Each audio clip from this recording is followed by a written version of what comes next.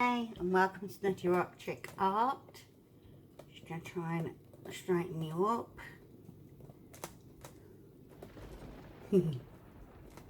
Always fun. No.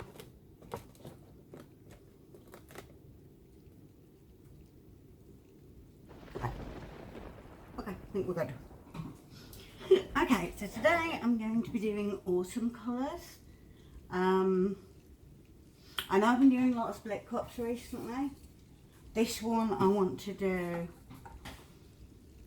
a more, these are really warm earthy colours.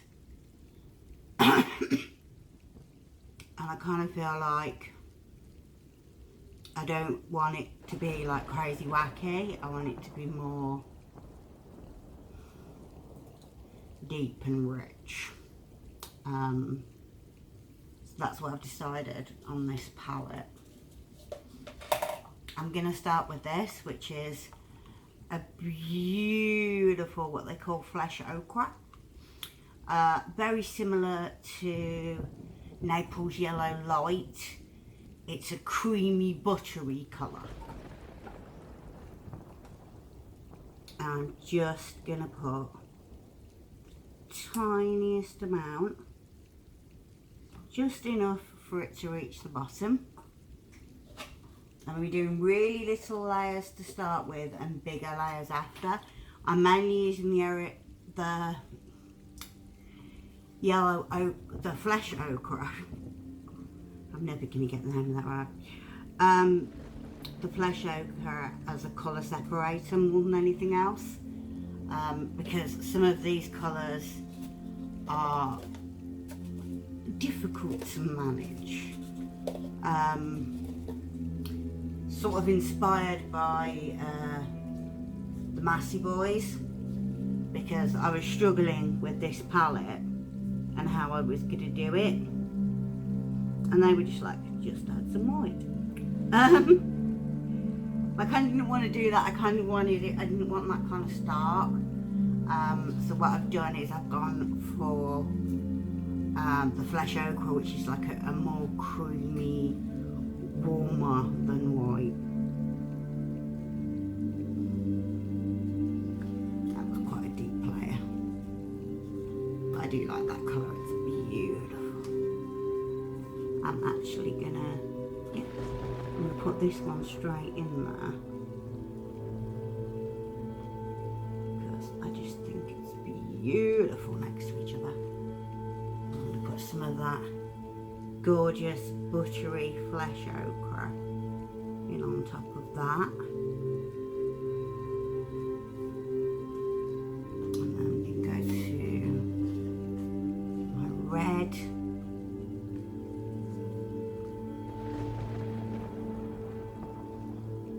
I should have done thinner layers than that, but I really don't mind.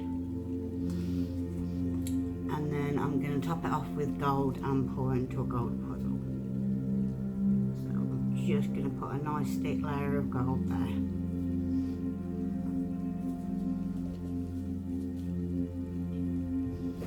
Yeah, so I'm not going to base coat this one. I do have some flow extender if I need it, so that's absolutely fine.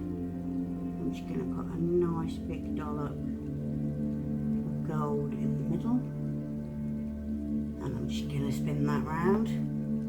All I'm doing is just encouraging that if any cells come out, I would rather them be gold.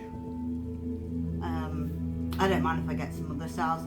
There is some decor in the orange copper colour, so you may see that in the pour. I think we're just going to kind of go with what I feel. So this may not be a traditional pour, but let's see what happens.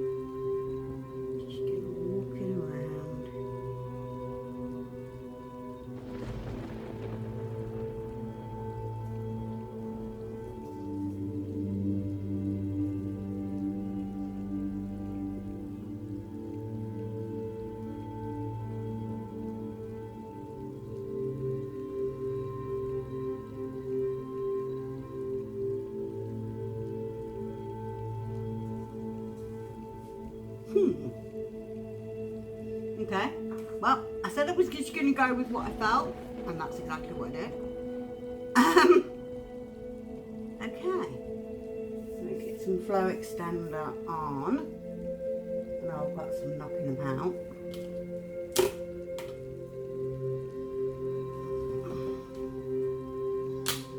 I've sifted this one, so I might have to use the other one.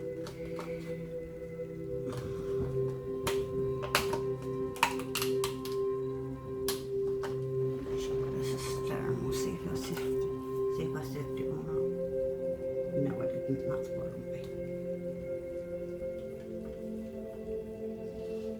Okay.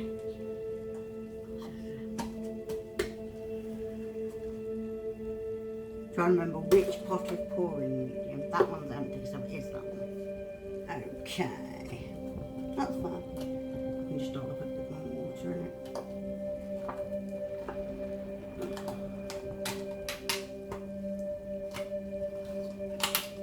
Or actually, yeah, I can show you guys. Right, so most of my flow extender is paint that's been poured off of previous pours. Now, the only problem with scraping paint off your mat or scraping it off your cling film or dustbin bags or whatever you use is that it does get lumpy. And one of the best investments I bought was a sieve, and it was literally £1 something on Amazon, and it's just a basic fine sieve, but it's super useful if you want to use your pour off, because obviously your pour off's probably going to have some lumps in it, especially if you don't scrape it up straight away. It's going to be more lumpy, but all we're doing is sieving it down so that the lumps aren't going on the painting. Like I said, you expect lumps because paint will lump if you leave it sat for too long. I'm not going to do it all the way down because I don't need all of it, and I don't want to bore you guys, so but yeah, fine sieve, like a couple of pound on Amazon. And if you think of every time you need pouring a flow extender, if you're using bought paint, you're using something you could be using to create beautiful art. So it makes not just financial sense, but it makes sense in terms of recycling as well. Letting the paint go as far as the paint will go.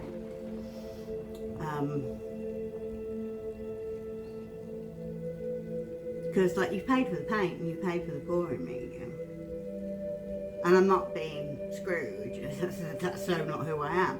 It just makes sense. And even like the top people will say to you, there's no reason not to use your pour off as your flow extender.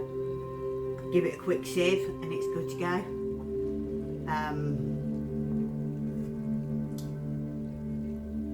Both Mina Vegas and the Massey Boys, two of my biggest inspirations, which I'm sure you know, because I say their names a lot on my channel, do this with their paints.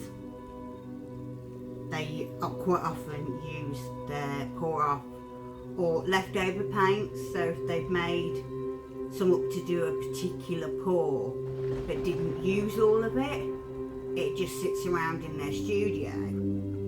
So instead of throwing it away and wasting the paint, they use it for flow extender. And sometimes you can get some really pretty colours like that, just putting together like the little bits of leftovers you've got. I mean, you will notice I tend to do like 3 or 4 similar coloured paintings together. and that's quite simply because I don't like to leave paint sitting. If I make up a cup of paint, I want to use as much of that cup as possible while it's still reasonably fresh, because you do get clumps and things like that. I'm just gonna pop that out of the way. And we're going to torch it off and sort it out.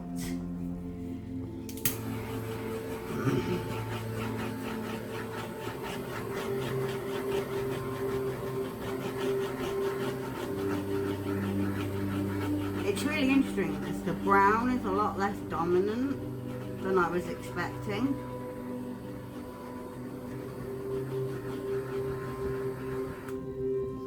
I think I need to refill my torch back in a second. I'm not having a day, I'm having a day today, aren't I?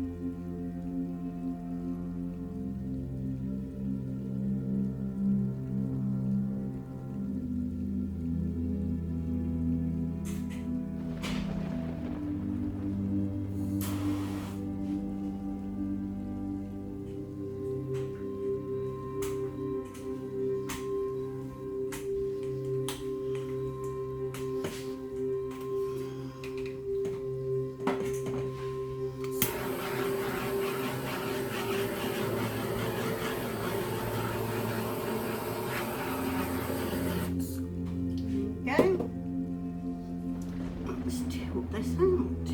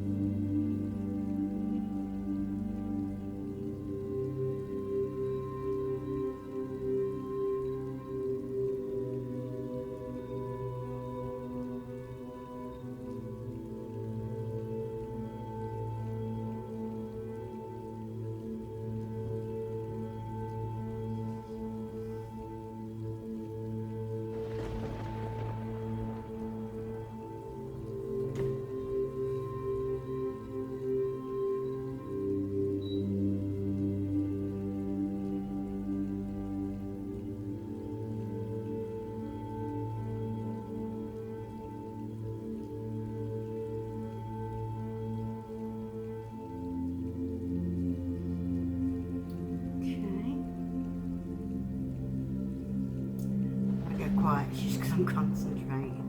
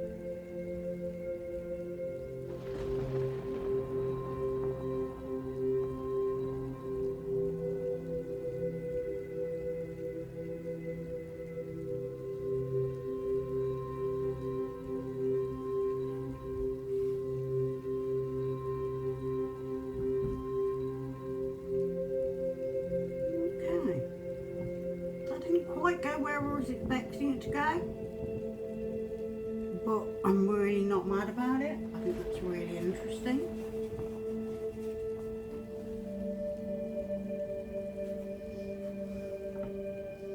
I was just going with what I felt, so I didn't have a preconceived, other than wanting to use autumn colours.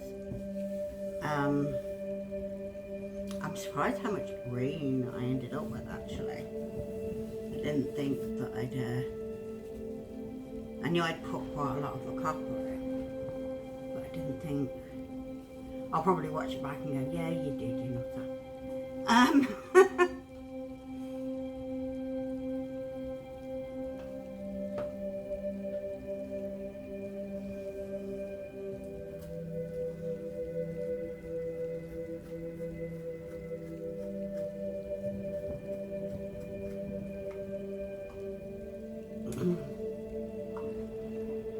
Okay, yeah, I'm going to give it one more torch.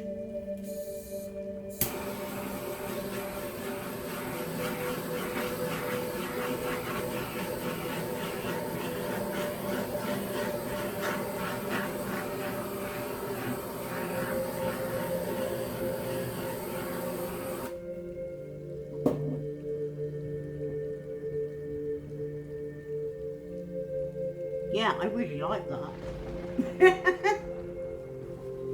You can always tell with me if I really, really like something, because I either go really, really quiet or really, really hyper. But if I really like, you'll notice when I've done something that I really enjoy, I tend to sort of get lost just looking at it. And I think that's really interesting. Some beautiful baby cells through this. They aren't big, but there's loads of little ones and they're very pretty. Let's just take you off the stand.